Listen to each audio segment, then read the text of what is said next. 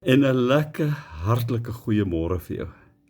Julle Jesaja hoofstuk 6 vers 1 begin met hierdie woorde. In die sterfjaar van koning Josia het ek die Here sien sit. En nou hier kom die ding nou vir my, né? Wat is dit in jou lewe waarmee jy moet begrafnis hou, sodat jy God kan sien? Wat is dit wat so baie vir jou beteken, dat jy glad nie die Here kan raak sien, of die dinge wat God doen nie, of dit wat God vir jou wil doen nie? Luister gou vanmôre na my. Daar's sekere goed waarmee jy, ek, elke mens, jy moet gaan begrafnis hou, sodat ons die Here kan sien sit. Hoog verhewe op sy heilige troon.